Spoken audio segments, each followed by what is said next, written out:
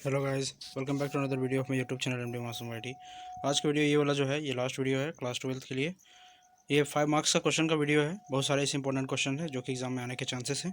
ठीक है, तो सारे बच्चे जो है 12th के लिए इस वीडियो को लास्ट देख लेना। ठीक है, चलिए वीडियो को शुरू करते हैं। सबसे पहला क्वेश्चन है, स्वच्छता के 5 नियम क्या है। अभी का रिलेटेड जो सवाल है वो स्वच्छता से रिलेटेड सवाल है, यानी स्वच्छता के 5 नियम क्या हैं। ठीक है, तो कैसे बनाएंगे हम लोग, तो देखो सवाल को शुरू करते हैं। शारीरिक स्वच्छता के सिवा और भी साफ सुथरी आदतें डालने की जरूरत है।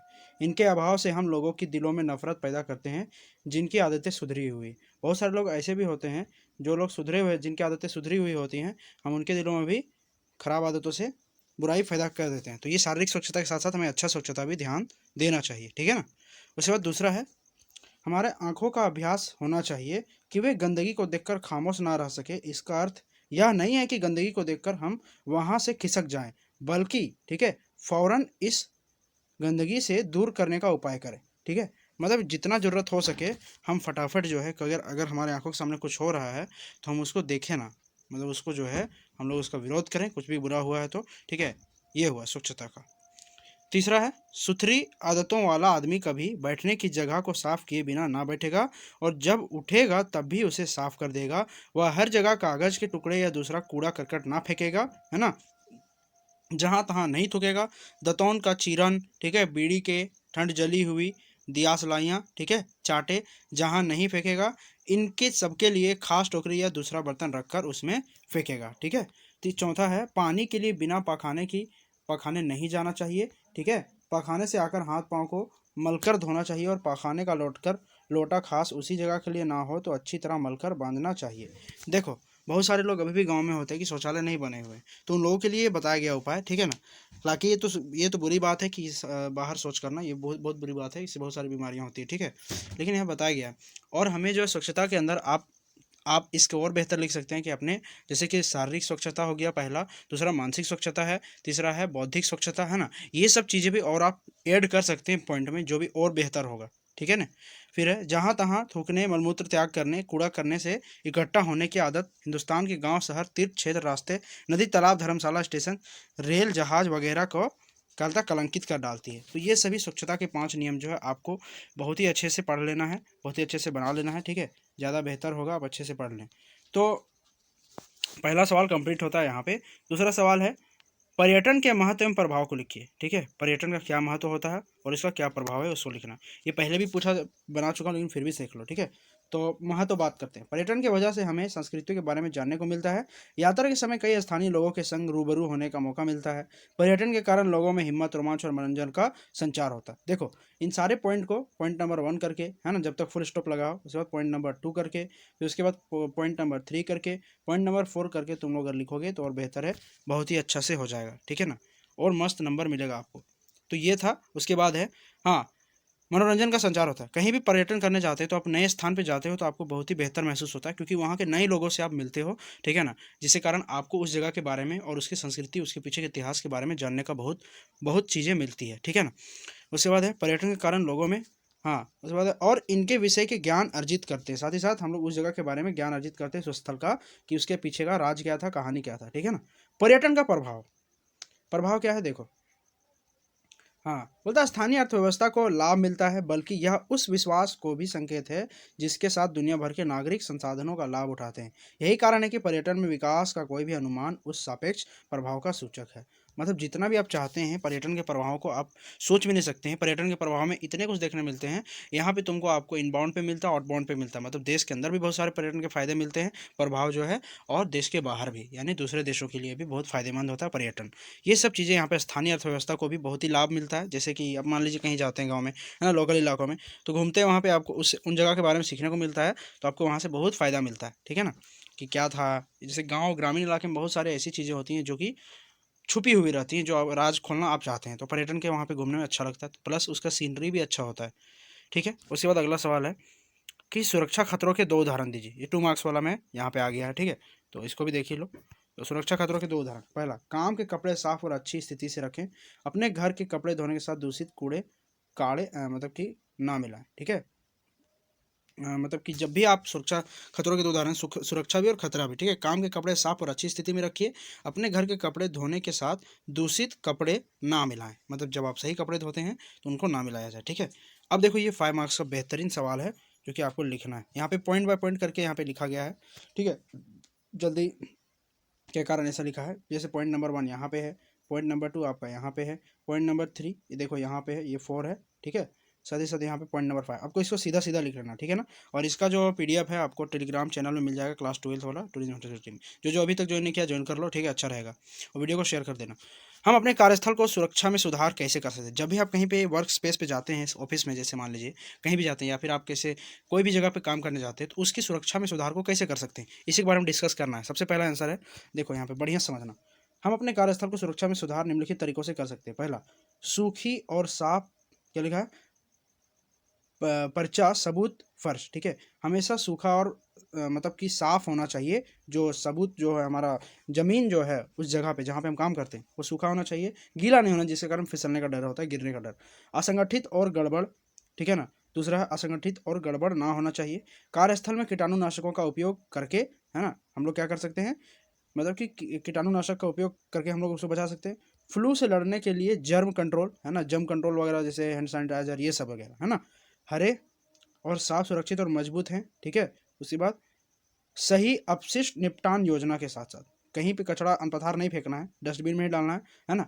लंबे समय तक चलने वाली संपत्ति को रोक कर, ठीक है ना, जो भी प्रॉब्लम हो है, जो लंबे समय तक चलने वाला है उसको हम लोग रोक के अपना कार्यस्थल को और भी सुरक्षा में सुधार कर सकते हैं, ठीक है।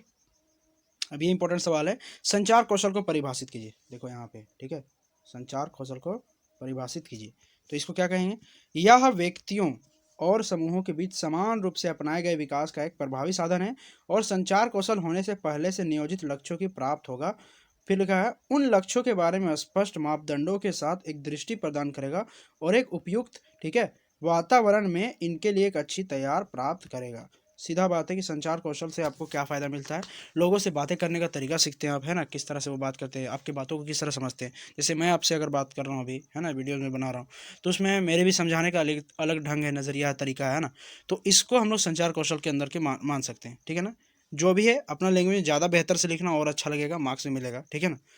तो हार्ड नहीं है जी। देखो एक बात और भी है कि बहुत सारे बच्चे बोले सर क्या क्वेश्चन आएगा। देखो मैं जो इंपॉर्टेंट सवाल बता रहा हूँ ये ज़रूरी नहीं है कि आ जाए, बट हाँ इससे आपको बहुत सारा फ़ायदा मिलने वाला है, क्योंकि आप जो है ना बहुत सारे सवालों को यहाँ से समझ के जाएंगे। तो हो सकता है ये सवाल ना भी आए तो इससे मिला जुला अगर समझे रहेंगे तो आप उससे बना के लिख पाएंगे। आपको मैं एक बात बताऊँ, जब मैं इसको दे रहा था उस टाइम जो हमारे सर ने बहुत सारे सेट करवाए, लेकिन अफसोस इस बात का है कि उसमें से मात्र एक क्वेश्चन आया था। अब बताओ हम कैसे लिखे होंगे। तो मेरा भी वही हाल था, तो मैंने भी उसी तरह बना के लिखा, लेकिन मैं आपको आइडिया दे रहा हूँ, ठीक है ना। आप उसी तरह लिखिएगा, टेंशन मत लीजिएगा, हो जाएगा। ज़्यादा टफ सब्जेक्ट नहीं है जी जितना सोचते हैं। इसके बाद है उपयुक्त वातावरण की उनके लिए अच्छी तैयारी प्राप्त करेगा, संचार कौशल का हो गया। इसके बाद है इधर का सवाल, देखो वर्ग बी, आग बुझाने के लिए कौन से अग्निशामक का उपयोग कभी नहीं करना चाहिए, ठीक है। किस तरह का अग्निशामक का यूज नहीं करना, एक बेलनाकार दाब पात्र का, एक बेलनाकार दाब पात्र अग्निशामक का यूज नहीं करना चाहिए। धातु अपशिष्ट अलगवाल के डिब्बे का रंग क्या होता है, रंग कोड क्या होता है। देखो पहला, बायोडिग्रेडेबल कचरे के लिए हरा रंग होता है, ई कचरे के लिए काला रंग होता है, और प्लास्टिक और धातु कचरे के लिए नीला होता है, ठीक है ना, सूखा चीज़ के लिए नीला होता है। ये सब लिख लेना, बहुत ईजी है। उसके बाद गमन में शामन में क्या शामिल नहीं है, शमन में तो सकल घरेलू उत्पाद, है ना, जीडीपी, सकल घरेलू उत्पाद। उसके बाद हेरिटेज होटल क्या है, देखो ये भी 3 मार्क्स का या 5 मार्क्स में आ सकता है, तो इसको भी पढ़ लो। प्राचीन किले, हवेलियां, महल देश के ऐतिहासिक धरोहर हैं। समय परिवर्तन के साथ इसमें क्या बोला है, खंडहर में तब्दील होने से बचने के लिए इनके संरक्षण पर विशेष और जोर दिया जा रहा है। देश में पर्यटन उद्योग को विकसित करने और भवनों को जर्जर को अवस्था में हेरिटेज होटलों में शामिल कर लिया गया है। मतलब कह सकते हो कि जो पुराने महलें होती थी उनको अगर बदल कर हेरिटेज में होटल में बदल दिया तो उसको हेरिटेज होटल कहा जाता है अपनी भाषा में, ठीक है। ये देखो बहुत इंपॉर्टेंट सवाल है ये वाला भी। शिष्टाचार के 5 प्रकार क्या है, बहुत इंपॉर्टेंट, ठीक है, इसको भी कर लेना। शिष्टाचार के 5 प्रकार क्या है, कोर्ट शिष्टाचार, सैन्य शिष्टाचार, विद्यार्थी जीवन में शिष्टाचार, घर में शिष्टाचार, मित्रों से शिष्टाचार। और भी बहुत अच्छा है ना, जैसे कि आप अगर गूगल में आप खोजिएगा तो बहुत सारे मिलेंगे आपको। आपके मन में जो भी शिष्टाचार का मतलब ही होता है अच्छा आचरण, आप जिसमें अच्छा आचरण होता है वही को लिख दीजिए, ठीक है ना, कोई प्रॉब्लम नहीं होगा। तो यहाँ पे मैंने 5 को लिख दिया, आप चाहे तो इसको लिख सकते हैं या तो फिर और अपने ढंग से लिख सकते हैं, जैसे कि है ना, विद्यार्थी जीवन का हो गया। जैसे मान लीजिए आप वर्क प्लेस पे जाते हैं, वहाँ पे है ना किसी से मिलते हैं, ग्रीटिंग का शिष्टाचार, ये सब ग्रीटिंग एटिकेट है ना, ये सब इंग्लिश में कहा जाता है। विरासत पर्यटन के दो उदाहरण दो। विरासत पर्यटन के दो उदाहरण है तुम्हारा युद्ध का मैदान, पुराना इमारत, ठीक है। राष्ट्र पर्यटन के अंतर्गत क्या क्या आता है राष्ट्र पर्यटन के अंदर? तो राष्ट्र के अंतर्गत होता है राष्ट्रीय सकल घरेलू उत्पाद आता है, भारत में कुल रोजगार में योगदान आता है, ठीक है ना। एक वर्ष में 50 लाख विदेशी पर्यटकों की क्या लिखा है, आगमन, ठीक है। व्यवसायिक, ये बहुत इंपॉर्टेंट सवाल है बाबू, इसको बढ़िया से समझ लेना, ठीक है। देखो अब ज़्यादा क्वेश्चन नहीं बचा है। बोला व्यवसायिक प्रशिक्षण स्कूल में लागू करने के लिए सरकार का क्या उद्देश्य है? मतलब बिजनेस स्टडी जो पढ़ाया हो जा रहा है वो स्कूल में क्यों लागू कर रहा है सरकार? देखो, व्यवसायिक प्रशिक्षण स्कूल में लागू करने के लिए सरकार के निम्नलिखित उद्देश्य है। पहला, छात्रों को व्यवसाय परख बनाना, जिससे वो लिखा है वह समाज में सम्मान पूर्वक रहने योग्य बन सके, ठीक है ना। स्टूडेंट को व्यवसाय परख बनाना मतलब बिजनेस के साथ बनाना, जिससे समाज में अच्छे से रह सके। शिक्षा के विस्तार को बढ़ावा देना, मतलब और भी अच्छे से अपने से डेवलपमेंट हो जाए शिक्षा में, इसलिए। उसके बाद है तीसरा, राष्ट्र विकास करना और सामाजिक परिवर्तनों को सही दिशा प्रदान करना, ये है इसका उद्देश्य। छात्रों ने जीवन को यापन करने की दक्षता विकास कर ली है, जिससे वह अपने पारिवारिक उत्तरदायित्व की भली भांति निर्वहन कर सके, ठीक है। उसके बाद है राष्ट्रीय आर्थिक संरचना को मजबूती प्रदान करना और प्रति व्यक्ति आय में वृद्धि करना, ये सब चीज़ें। अब देखो पूछा होटल मैनेजमेंट कैसे बनते हैं, वर्णन करो। बहुत ही इंपॉर्टेंट सवाल है, होटल मैनेजमेंट कैसे बनता है। तो देखो, होटल मैनेजमेंट बनने के लिए सबसे पहले कोई कर का अंडर ग्रेजुएशन डिग्री लेना आवश्यक है, ठीक है ना। ये कोर्स 2 साल का होता है। कोई भी स्टूडेंट होटल मैनेजमेंट के अंदर कंप्लीट करके इस कोर्स को आसानी से कर सकता है और करने के बाद किसी भी होटल मैनेजमेंट का काम कर सकता है, ठीक है। अब देखो होटल मैनेजमेंट का मतलब होता है होटल को सही ढंग से मैनेज करना या चलाना। होटल में होने वाली हर सभी गतिविधि को सही तरीके से और सही समझ के साथ सिस्टमेटिक ढंग से करना, इसी को होटल मैनेजमेंट कहते हैं, ठीक है।